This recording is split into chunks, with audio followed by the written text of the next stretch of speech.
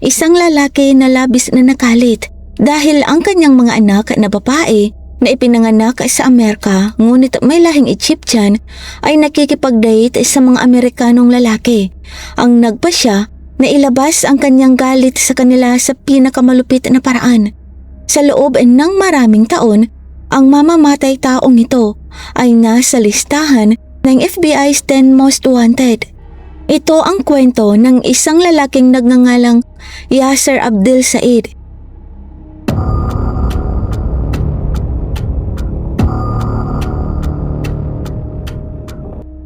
Si Yasser ay isang Egyptian na may mga kamag-anak sa Estados Unidos. Ayon sa mga paratang, noong kabataan niya sa Egypt, nasangkot siya sa isang alitan sa isang katrabaho.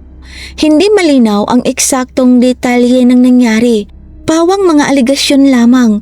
Ngunit sinasabing nauwi ito sa pagbangga niya sa kanyang katrabaho gamit ang kanyang sasakyan ng ilang ulit hanggang sa umataras pa siya at muling banggain ito na ikinamatay ng biktima. Dahil dito, dinala siya ng kanyang pamilya sa Estados Unidos upang makasama ang kanyang maraming kapatid gamit ang isang student visa. Kalaunan ay nagtrabaho siya sa isang convenience store sa tabi ng isang apartment building kung saan niya nakilala ang isang Amerikanang babae at mahalagang banggitin na bata pa ang babae. Nakilala niya si Patricia, isang 14 anyos na dalagita na noon ay nakikipagrelasyon sa isa sa mga kapatid ni Yasser. Plano sana ni Patricia na pakasalan ang kapatid na iyon, ngunit nagkaroon sila ng pagtatalo at naghiwalay. Pagkatapos nito, nagsimula siyang makipag-date kay Yasser. Noong panahong iyon, 15 taong gulang si Patricia at 30 years old naman si Yasser. Sa simula, hindi sinang-ayunan ng pamilya ni Patricia ang relasyon at tumanggi ang kanyang ama sa kasal. Ngunit kalaunan, nakumbinsi ito ng ina ni Patricia na maaaring maalagaan ito ni Yasser, lalo na't galing sila sa napakahirap na pamilya at mukhang may pera ang pamilya ni Yasser. Pagkatapos lamang ng ilang linggong pagkakakilala, nagpakasal ang dalawa. Aminado si Patricia na ang pangunahing dahilan niya sa pagpapakasal ay upang makaalis sa kanilang bahay. Hindi niya agad minahal si Yasser, ngunit sinabi niyang kalaunan ay natutunan niyang mahalin ito. Matindi ang pagtutol ng kanyang mga kapatid na babae sa relasyon, ngunit nagpakasal pa rin sila. Kaagad pagkatapos ng kasal, sinikap nilang makakuha si Yasser ng green card. Sa unang taon ng kanilang pagsasama, nagkaroon agad ng kabit si Yasser at nagkaanak pa siya sa ibang babae. Hindi ito magandang simula ng kanilang kasal at isa lamang ito sa maraming red flags na lumitaw. Lalong lumala ang sitwasyon. Madalas sabihin ni Yasser na hindi niya dapat pinakasalan ang isang Amerikanang babae at tinatawag pa niyang masamang tao ang mga Amerikano. Dahil Amerikanang pamilya ang pinanggalingan ni Patricia, sinubukan ni Yasser na putulin ang ugnayan ni Patricia sa kanila at unti-unti niya itong nagawa. Ipinipilit niyang dapat naroon siya kapag nakikipag-usap si Patricia sa kanyang pamilya sa telepono at kailangang naka-speakerphone pa ito. Sinabi rin niya na kung magsabi si Patricia sa kahit kanino tungkol sa kanilang relasyon, sasaktan niya ang taong iyon. Nais ni Yasser ng higit pang kontrol at nakuha niya ito. Madalas niyang bugbugin si Patricia. Kapag nagkakalit siya, winawasak niya ang buong bahay at pinipilit si Patricia na linisin ito. Madalas niya ring piliting makipagtalik sa kanya si Patricia at binubugbog ito kapag tumatanggi. Sa kabila ng napakaraming problema, mabilis silang nagkaroon ng mga anak. Kaagad pagkatapos ng kasal, nagkaroon sila ng anak na lalaki na pinangalan ng Islam noong 1988 nang 16 pa lamang si Patricia. Noong 1989, ipinanganak ang kanilang anak na babaeng si Amina nang 17 pa lamang si Patricia. Si Amina ay isang matalinong bata. Napaka-social niya at palaging may tumatawag o nagme-message sa kanyang telepono. Prangka siya at medyo feminine din. Mahilig siya sa kulay pink. Mahilig din siya sa martial arts at may malakas at positibong personalidad. Pagkatapos nito, noong 1990, ng 18 anyo si Patricia, ipinanganak ang isa pa nilang anak na babaeng si Sarah. Madalas siyang tawaging tomboy. Mas gusto niya ang jeans at sneakers. Karaniwan siyang tahimik, ngunit palaging nakangiti. Mas bihira siyang magpasaway kaysa sa kanyang mga kapatid at mas nakatuon sa pag-aaral. May plano siyang mag-college at madalas na itong pinaghahandaan. Ngunit hindi nila alam na hindi na iyon mangyayari.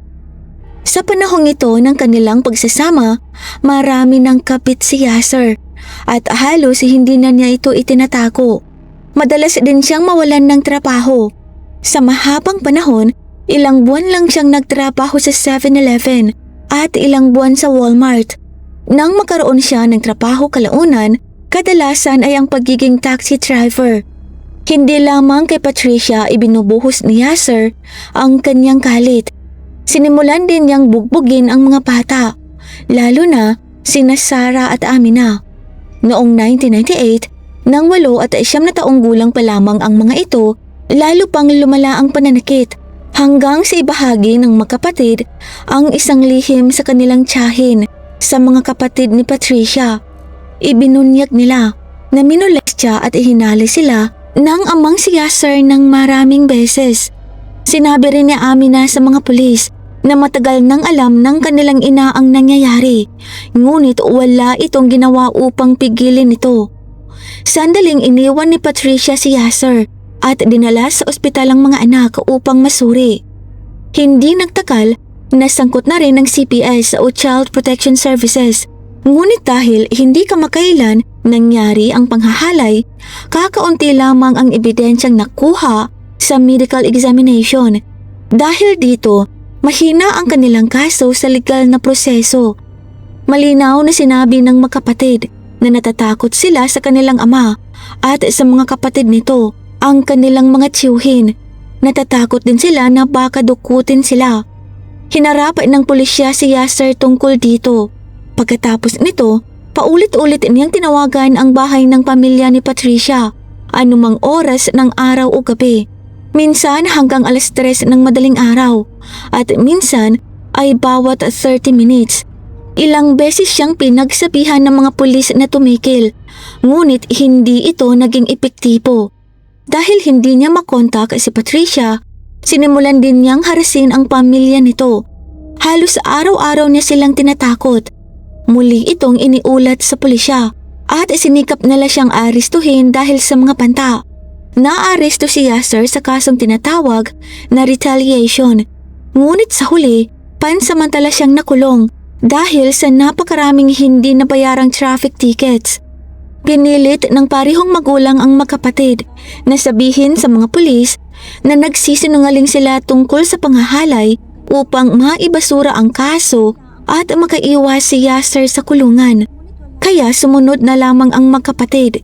Sinabi nilang nagsinungaling sila dahil gusto lamang nilang tumira sa kanilang mga lola.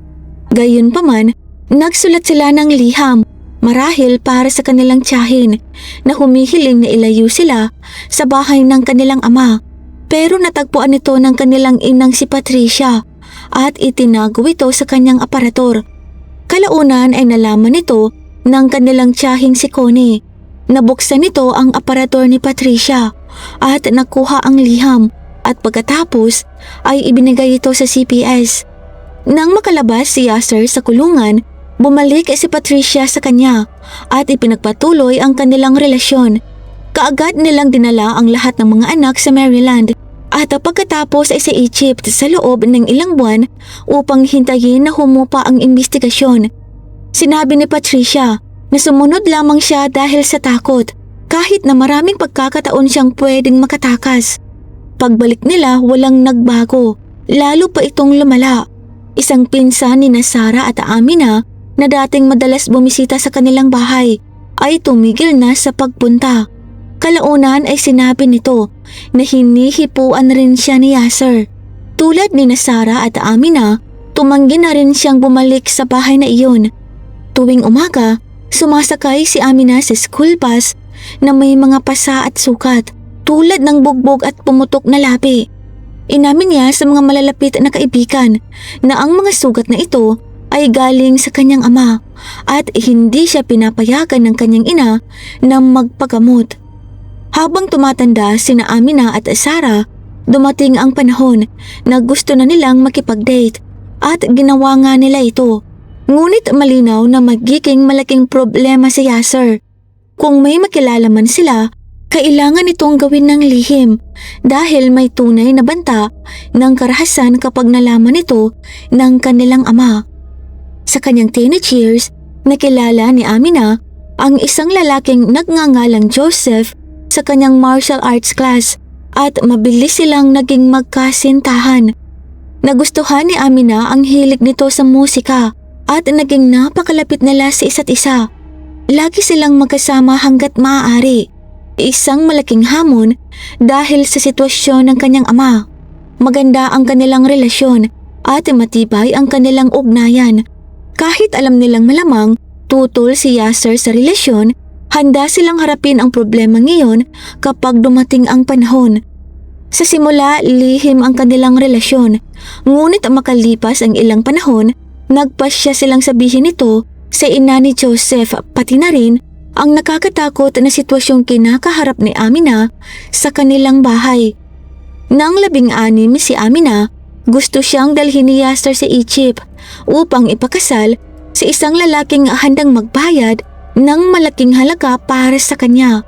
Nakikipag-ugnayan si Yasser sa ilang manlilikaw, mga lalaking nasa 30 hanggang 40 na interesado na pakasalan ang dalaga. Ayaw itong gawin ni Amina. Itinuturing niya ang sarili bilang isang Amerikano dahil doon siya ipinanganak at lumaki sa kulturang Amerikano. Hindi siya komportable sa ideya ng arranged marriage. Sinabi ng kanyang mga magulang na kailangan niyang magpakasal sa isang Muslim at mas mabuti kung Egyptian. Siyempre, karamihan sa ideyang iyon ay galing sa kanyang ama. Galit na galit si Amina dahil walang sinuman sa kanyang pamilya, lalo na ang kanyang ina, ang tumayo laban sa kanyang ama. Ang kanyang nobyong si Joseph ay may plano ng pakasalan siya. Balak nilang pumunta sa Las Vegas at magpakasal ng palihim. Gusto talagang iligtas ni Joseph si Amina mula sa kanyang pamilya at ganoon din ang nais ng ina ni Joseph. Ang buong pamilya ni Joseph ay handang tumulong kahit na natatakot sila na gumanti si Yasser. Samantala, sinimulan ni Yasser na subaybayan ang kanyang mga anak na babae saan man sila pumunta at pati vinivideo pa niya ang mga ito. Halos obsessively niya silang ini-stalk kaya nagkaroon ng ilang nakakatakot na video recordings. Madalas niyang isumbong sa kanyang asawa at sa kanyang pamilya ang lahat ng nakikita niya. Naglagay pa si Yasser ng microphone sa sasakyan ni Amina at madalas niyang sinusuri ang mileage nito. Sinimulan din niyang halugugin ang kanilang cellphone records at isa-isang sinusuri ang bawat numero upang malaman kung lalaki o babae ang kanilang kausap. Dahil sa matinding pagmamatsyag na ito, naging paranoid si Amina. Natatakot na siyang makipag-usap kahit sa public phone lines dahil iniisip niyang baka may paraan ang kanyang ama upang makinig. Sa panahong iyon, nagkaroon na ng trabaho si Sarah sa isang convenience store. Nag-aalala siya na baka i-record siya ng kanyang ama habang nagtatrabaho at yun nga ang ginawa nito. Kapag umuuwi si Sarah, pinaparusahan siya ni Yasser sa mga bagay tulad ng masyadong pagngiti. Hindi man ito dahil ngumingiti siya sa mga lalaki, kundi kahit sa mga customers lang, mababae man, bata o matanda. Ayon kay Yasser, maaaring isipin ng iba na ito ay pang-aakit at tinatawag pa niya ang kanyang anak na malandi. Kalaunan, nalaman ni Yasser ang tungkol sa relasyon ni Amina kay Joseph.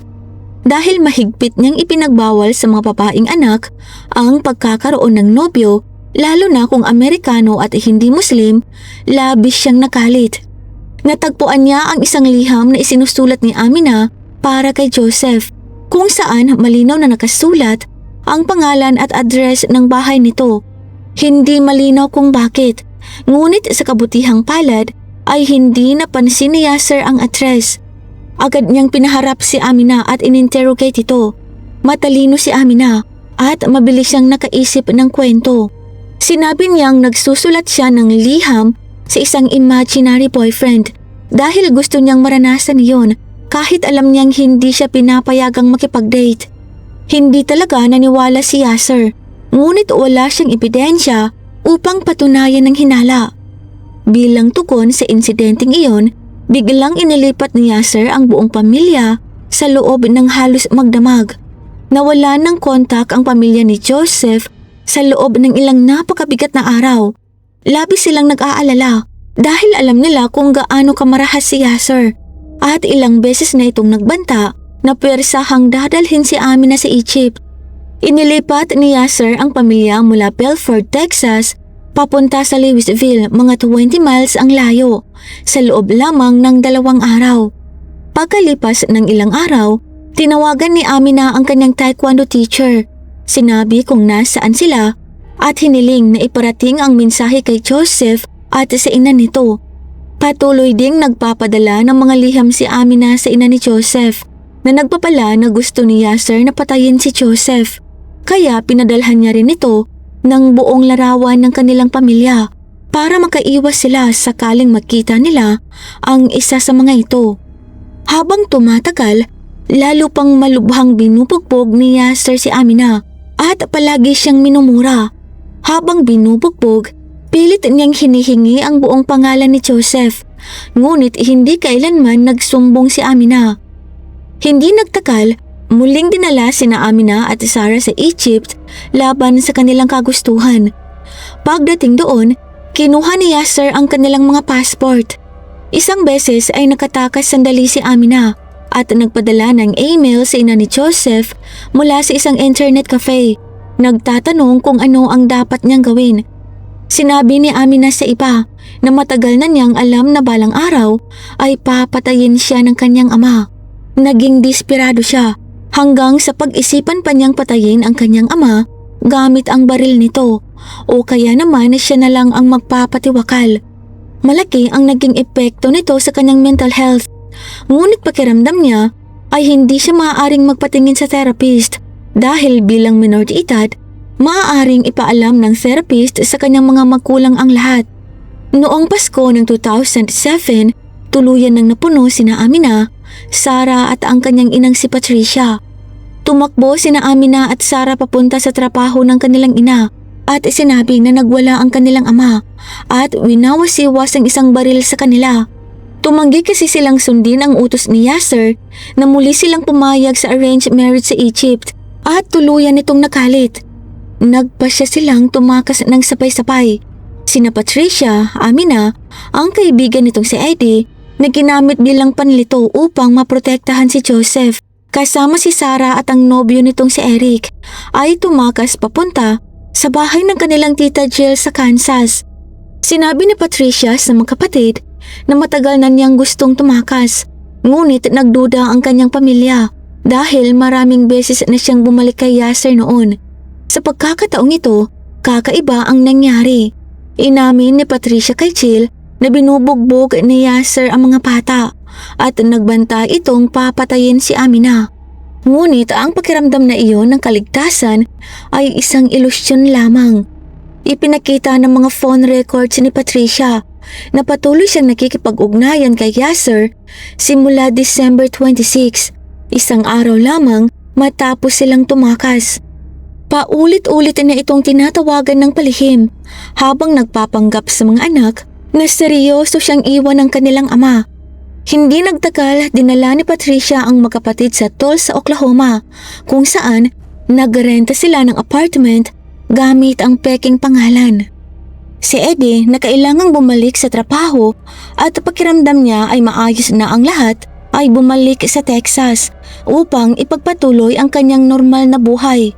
Kumpiyansa siya na sapat na ang nagawa upang mawala ang atensyon kay Joseph kaya hindi na ito dapat mag-alala. Samantala, ang nakatatandang kapatid ni Amina at Sarah na si Islam ay labis na nakalit at nagsimulang tumawag sa pamilya ni Patricia. Sinabi niyang gusto lamang niyang bumalik ang kanyang ina at ang mga kapatid. Nagpanggap siyang labis na nalulungkot at nasasaktan dahil iniwan siya ng mga ito. Ngunit panlilin lang lamang iyon. Inutusan siya ni Yasser na tumawag upang magkaroon ng pagkakataon na makausap ang mga ito. Sa panahong iyon, nagsisimula ng matakot sina Amina at Sarah. Alam nilang malamang ay babalik ang kanilang ina kay Yasser.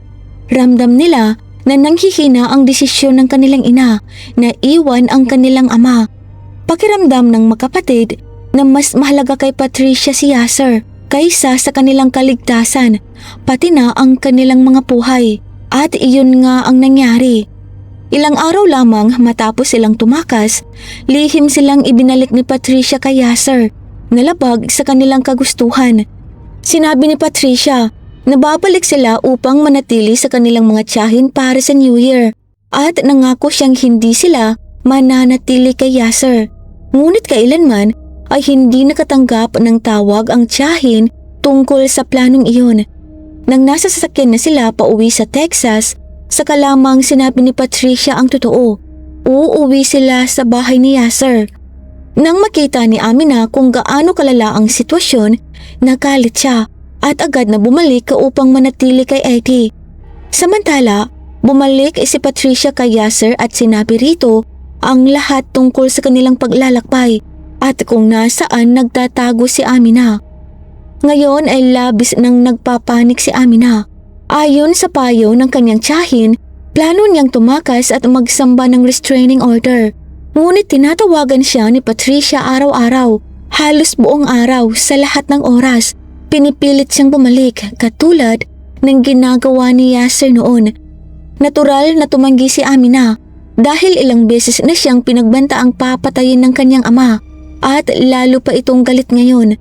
Ngunit pagsapit ng bagong taon, sumuko na rin siya. Pumunta si Patricia sa bahay kung saan siya nakatira at kumakatok sa pinto ng paulit-ulit hanggang sa maramdaman ni Amina na wala na siyang iba pang pagpipilian kundi ang lumabas at makipag-usap. Pagkatapos noon, isinama siya ni Patricia pauwi. Pagbalik nila, sinabi ni Yasser sa dalawang anak na babae na lalabas sila para mag-dinner upang mag-usap. Silang tatlo lamang, si Yasser, si Amina at si Sarah. Pumayag naman ang magkapatid. Sumakay sila sa sasakyan at paikot-ikot lamang sa highway habang nakikipag-usap si Yasser sa kanila. Hindi naman talaga sila pumunta sa anumang restaurant. Pagkatapos, tumigil ang sasakyan ni Yasser. Dinala niya sila sa parking lot ng isang hotel at doon niya kinuha ang baril mula sa glove compartment. Itinaas niya ang baril at binaril si Amina ng malapitan. Agad siyang namatay. 2 beses siyang binaril at parehong nakamamatay ang mga pala. Ngunit si Sarah ay hindi nagkaroon ng ganoong kabilis na kamatayan. Itinutok ni Yasser ang baril sa kanya at binaril siya ng 9 beses. Sa kabila ng kanyang mga sukat, nagawa pa ni Sarah na tumawag sa mga pulis habang patuloy siyang nagdurugo sa loob ng sasakyan.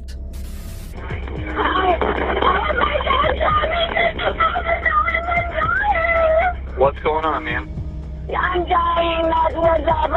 Okay, let me transfer you. I'm gonna get fire department online. Okay, hold on 1 sec. Okay. Hindi pa umaalis si Yasser sa lugar noon. Nasa paligid lamang ito ng kotse. Oh my God.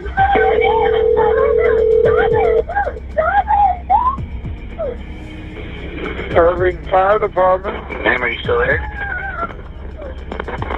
Ma'am, are you still there? Are you still there, ma'am? Ma'am, what is your address?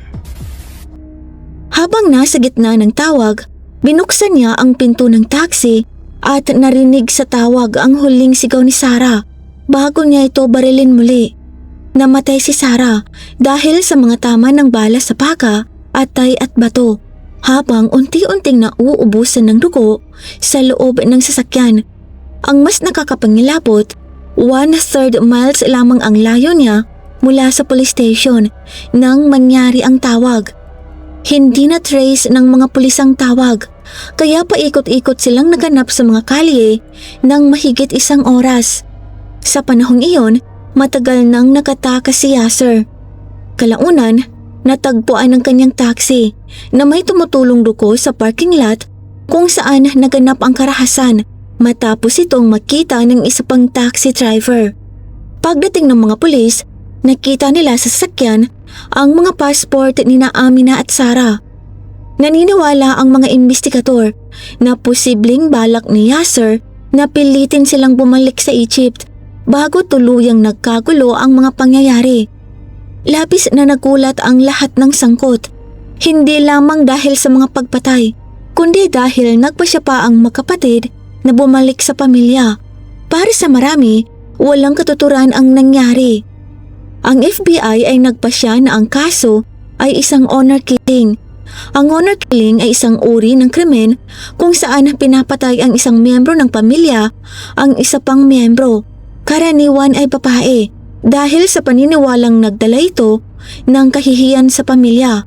Madalas itong nakikita sa ilang bahagi ng India, Middle East at North Africa. Dahil sa mga pangyayari at sa pinanggalingan ni Yasser, naniniwala ang mga investigador na tumutugma ang sitwasyon. Gayunpaman, mahalagang tandaan na hindi naman talaga relihiyoso si Yasser. Ayon sa mga taong nakakakilala sa kanya, hindi siya nakikitang nagdarasal, ni hindi siya pumupunta sa moske, at wala siyang aktibong relihiyosong gawain. At kahit pa relihiyoso siya, binibigyang diin ng mga scholar na walang anumang nakasaad sa Quran tungkol sa honor killings. Mas malamang na kultura na paniniwala lamang ni Yasser ang dahilan. Malinaw na hindi niya gusto ang western lifestyle ng kanyang mga anak. Galit din siya dahil sumuway ang mga ito sa kanyang utos at nagkaroon ng mga nobyo. Hindi rin lihim na kinamumuhian niya ang mga Amerikano at itinuturing niyang mas mapapa ang mga ito. Kaya ang ideya na tatakas ang kanyang mga anak kasama ang mga Amerikanong lalaki ay hindi niya matanggap. Posible rin na natatakot siyang mawala ng pagkakataon na ipakasal sila kapalit ng malaking pera. Ngunit ahaka-haka lamang iyon. Sinabi rin kahalintulad ni Yasser ang kanyang mga kapatid. Matibay ang paniniwala ng pamilya ni Patricia na tumulong ang mga ito upang maitago si Yasser. Kung tutuusin, naisalba na siya ng kanyang ama sa isang pagpatay sa Egypt noon, kaya hindi malapong mangyari yon muli. Isa sa kanyang mga kapatid, si Yusri, ay ipinakasal na rin ang sarili niyang mga anak na babae sa mga matatandang lalaki sa Egypt kapalit ng pera. Pinaniniwalaan ding nakipag-ugnayan si Yasser sa kanyang kapatid ni si Mohsen matapos ang mga pagpatay. Ayon sa asawa ni Mohsen, nag-uusap sila sa telepono ilang oras lamang matapos mangyari ang krimen. Si Mohsen pa mismo ang nagkomento tungkol sa pagpatay. Sinasabing karapat-dapat lamang iyon sa magkapatid at tinawag pa silang mga pokpok. Hindi nagtagal, lumipat sina Patricia at Islam upang tumira kasama si Yasser. Gayunpaman, ang kapatid na pinakamalapit kay Yasser ay si Yasin. Lumabas sa records na madalas silang makausap sa telepono bago ang mga pagpatay. Umabot sa 861 minutes sa loob lamang ng 1 linggo. Mayroon pang isang 12 minutes na tawag na naitala sa phone records 3.5 oras matapos ang mga pagpatay. Ang kapatid ni Yasser na si Gaza Said ay hinahanap din ng FBI. Nawalan siya ng kustodiya sa kanyang mga anak sa kanilang Amerikanong ama, kaya dinukot niya ang mga ito at dinala pabalik sa Egypt. Kapansin-pansin na nakipagkita pa si Patricia kay Gaza sa Egypt kahit alam niya ang nangyari. Ngunit hindi niya ito iniulat sa mga otoridad hanggang matapos ang mga pagpatay. Isinagawa ang 2 uri ng funerals para sa magkapatid, isang Christian at isang Muslim, upang makadalo ang buong pamilya. Dumalo rin ang pamilya ni Yasser, kaya napakaigting at mabigat ang seremonya. Dumalo rin ang nobyo ni Amina na si Joseph. Habang nagluluksa ang lahat, nilapitan siya ni Islam at isinisi sa pagkawala ng kanilang ama. Nagkaroon ng mainit na pagtatalo at kalaunan ay pinalabas si Joseph mula sa funeral. Habang lumilipas ang panahon, tila unti-unting nawawala sa katinoan si Islam. Minsan ay sinisisi niya ang kanyang ama, ngunit minsan naman ay sinisisi niya ang kanyang mga kapatid na babae. May mga pagkakataon na sumisigaw siyang hindi kayang gawin iyon ng kanyang ama, ngunit sa ibang sandali naman ay sinasabi niyang karapat-dapat yun sa kanyang mga kapatid. Kalaunan, bigla siyang pumunta sa Egypt nang walang sinasapihan. Pagdating doon, nag-post siya online ng mga panta laban sa pamilya ni Patricia at pati na rin ng mga teroristang banta laban sa Estados Unidos at sa mga Kristiyano at Hudyo. Pinaniniwala ang palipat-lipat siya ng tirahan sa mga bahay ng kanyang mga tiyuhin, ngunit walang makatiyak. Posibleng may alam siyang impormasyon tungkol sa eksaktong nangyari sa mga babaeng kapatid, ngunit hindi ito napatunayan. Hindi rin nasiyahan ang pamilya ni Patricia sa paghawak ng mga pulis sa kaso. Ayon sa kanila, halos walang naimbestigahan sa panig ng pamilya ni Yasser at walang follow-up ng mga ulat tungkol sa kanila. Sa 911 call ni Sarah, hindi raw siya tinanong ng mahalagang detalye tulad ng kanyang buong pagkakakilanlan at eksaktong lokasyon ng krimen. Hindi rin sila natuwa nang panatilihing lihim ng Irving Police ang mga file ng kaso, kahit malamang na ginawa iyon dahil patuloy pa ang imbestigasyon. Kapansin-pansin din na ang tiyahin ng magkapatid na si Jill ay humiling sa pulisya na imbestigahan din si Patricia. Sa pamilya nila, wala halos nagdududa na alam ni Patricia na ibinalik niya ang mga anak upang patayin. Madalas ding magbago-bago ang kwento ni Patricia. Minsan, sinasabi niyang mabuti at mapagmahal na ama si Yasser, at sa ibang pagkakataon naman ay sinasabing inaabuso at pinagbabantaan sila nito. Hindi rin siya nagpakita ng labis na pagdadalamhati kahit man lang sa kamera. Madalas siyang magsinungaling kahit sa maliliit na bagay. May pagkakataon pang sinabi niyang Muslim siya at sa ibang pagkakataon naman ay Kristiyano. Ipinakita rin ng phone records ni Patricia na nakipag-ugnayan pa siya kay Yasser kahit pagkatapos ng mga pagpatay. Ngunit hindi niya kailanman inamin ang alinman sa mga ito. Mayroon ding maraming tawag sa isang misteryong numero sa Beverly Hills, isang lugar kung saan kilala na may koneksyon si Yasser. Tumanggi rin si Patricia na sumailalim sa polygraph test pagkatapos ng mga pagpatay. Pinanatili niyang mababa ang kanyang profile, ngunit ayon sa ilang kapitbahay, may nakita raw silang lalaking kahawig ni Yasser sa bahay ni Patricia, bagamat hindi ito kailanman nakumpirma. Hindi nagtagal si Yasser ay naging isa sa top 10 most wanted criminals ng FBI sa Estados Unidos.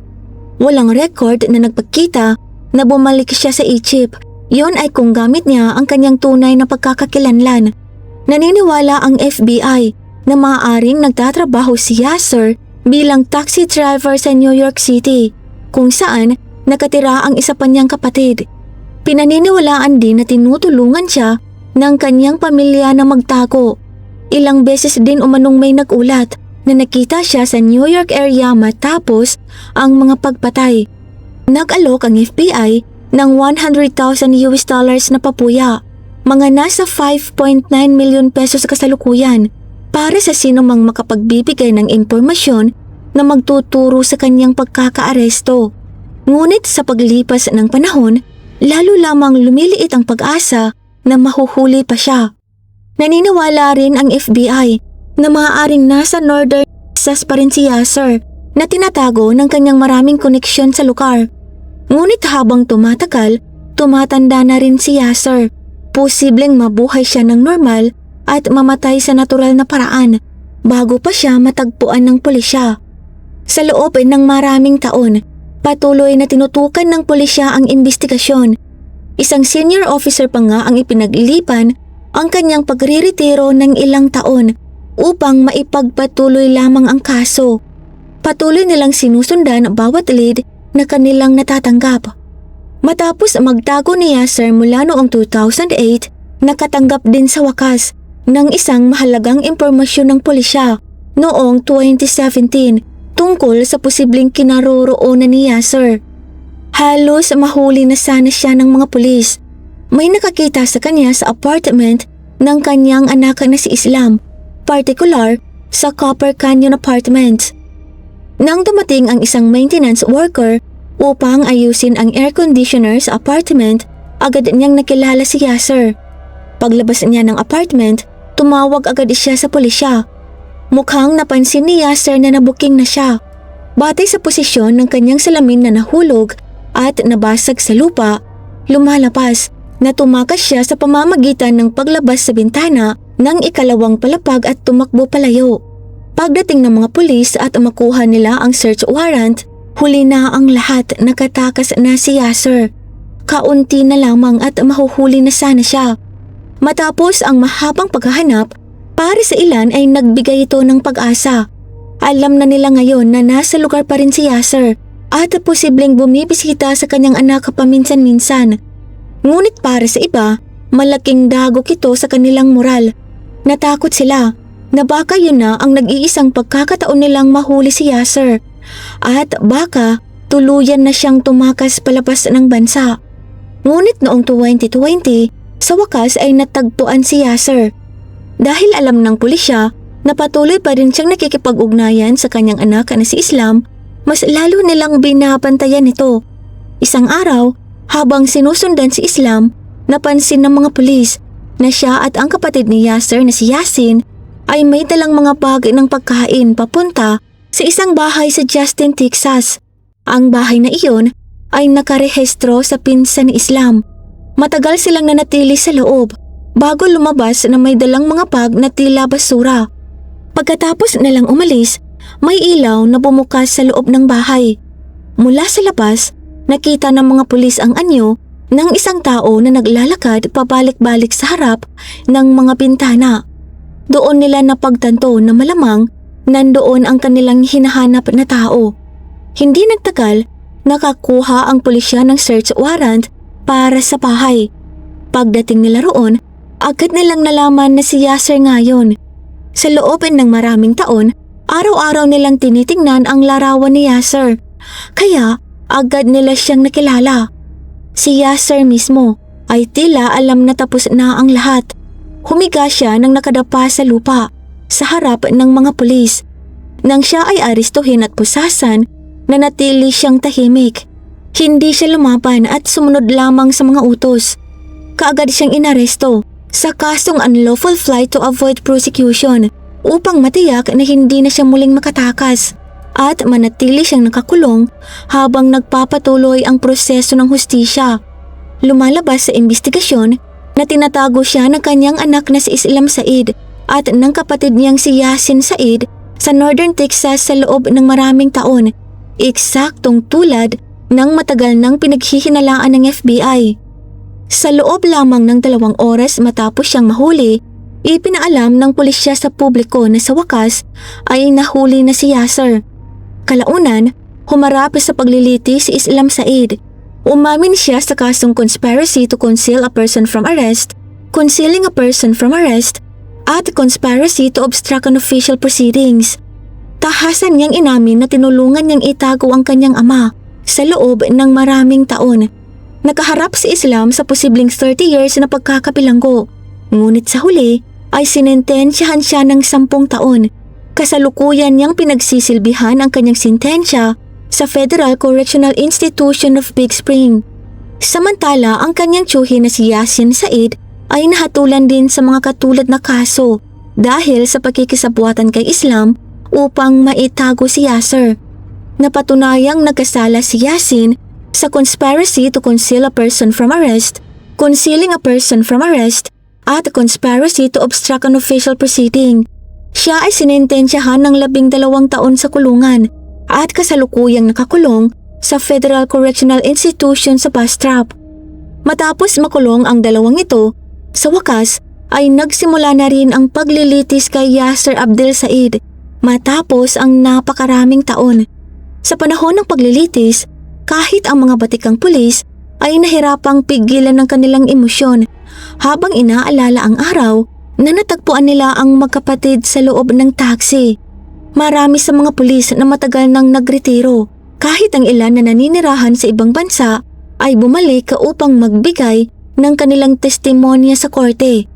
Nang ipakita sa hurado ang mga tukuan at punit-punit na damit ni Amina at Sarah mula sa araw ng pagpatay, walang ipinakitang emosyon si Yasser. Tila wala siyang umanong pagsisisi sa kanyang ginawa. Tumistigo rin si Patricia sa korte at tinawag niyang isang demonyo si Yasser.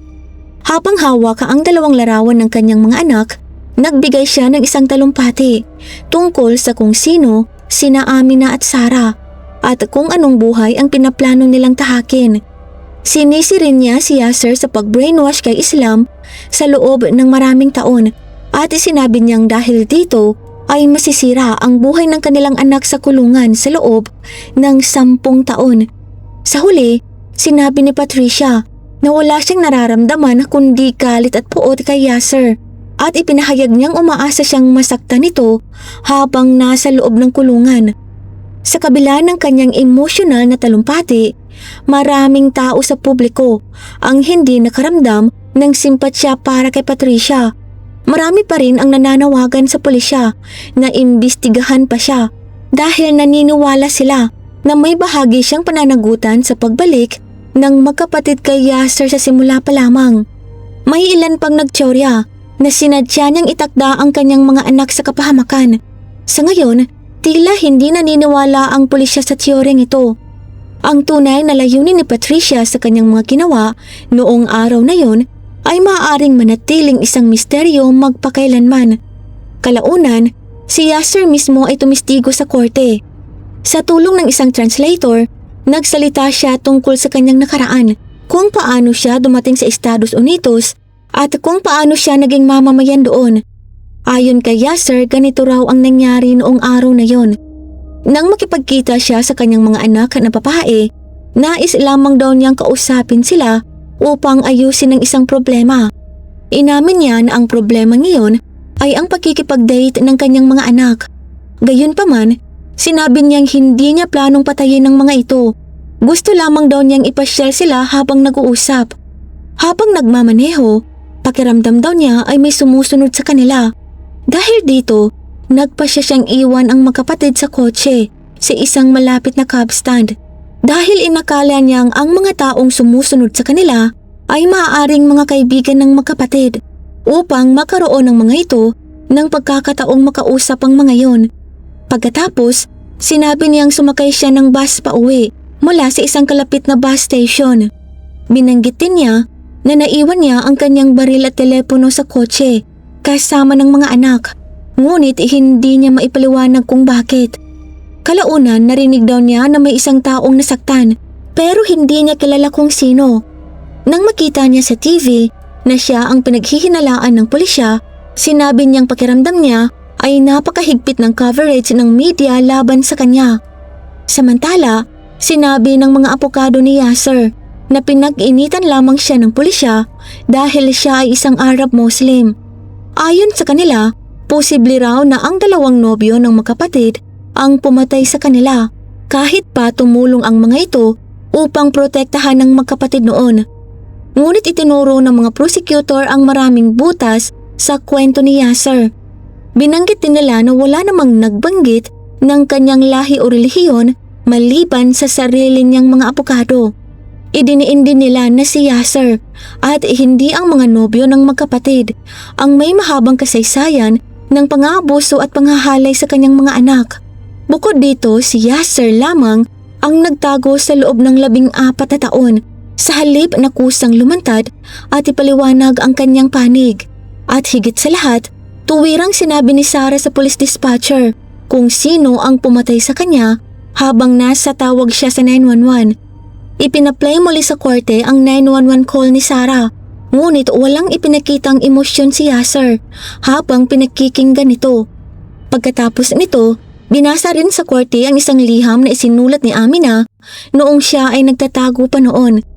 Sa liham na yon, sinabi ni Amina na natatakot siyang baka manipulahin ng kanyang ama ang kanyang ina upang ibalik siya at ipapatay kung sakaling isama niya ang kanyang ina habang tumatakas. Sa huli, isinama pa rin niya ang kanyang ina at yun mismo ang nangyari. Matapos ang 4 na araw ng testimonya, wala ni isa ang naniwala sa kwento ni Yasser. Napakalakas ng ebidensya laban sa kanya. Hindi nagtagal, nagkaisang nagpasya ang hurado sa Dallas na guilty si Yasser Said sa pagpatay kina Sara at Amina Said. Dahil dito, sinintensyahan siya ng hukom ng habang buhay na pagkakabilanggo nang walang posibilidad ng parol. Lumabas din ang ina ni Joseph upang ipahayag ang kanyang ginhawa at kaluwakan matapos mahuli si Yasser, kahit sinabi niyang medyo overwhelmed pa rin siya sa lahat ng nangyari. Sinabi naman ni Patricia na naniniwala siyang tama ang ginawa ng pulisya sa pag-aresto kina Islam at Yasin. Ipinahayag din ng kanyang mga kamag-anak ang kanilang pagkasuklam sa ginawa ni Islam dahil tinulungan nitong itago ang lalaking pumatay sa sarili niyang mga kapatid, ama man niya ito o hindi.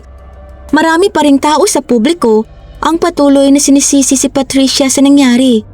Kung titingnan ang mga komento online tungkol sa paglilitis, malinaw na maraming tao pa rin ang gustong makita na managot si Patricia sa anumang paraan. Sa huli, hindi pa rin malinaw kung si Yasser nga pa talaga ang lalaking nakita ng mga kapitbahay ni Patricia noong mga nakaraang taon. Sa ngayon, tila wala pang planong aksyon laban kay Patricia. Ngunit kahit ganito, posibleng hindi pa tapos ang kasong ito. Malakas ang hinala ng pulisya na may iba pang taong tumulong kay Yasser na makaiwas sa mga pulis sa loob ng maraming taon. Sa katunayan, ayon sa isang federal criminal complaint, si Islam ay nakikipag-ugnayan pa sa 2 pang kapatid ng kanyang ama noong siya ay naaresto. Dahil dito, posible pang ipagpatuloy ng pulisya ang investigasyon laban sa iba pang miyembro ng pamilya. Sa oras ng paggawa ng ulat na ito, ang 69 years old na si Yasser Abdul Said ay nakakulong sa Texas Department of Criminal Justice's McConnell Unit sa B County, Texas. Ang kanyang anak at kapatid ay nakakulong din sa kanilang mga bilangguan. Malaki ang posibilidad na doon na gugugulin ni Yasser ang natitirang bahagi ng kanyang buhay. Sa wakas ay nahanap ang hustisya para sa ginawa niya noong malagim na gabi ng 2008. Ito lamang po para sa araw na ito. Magkita po tayo sa susunod na kwento. At sa muli, mag-ingat po tayong lahat. Paalam!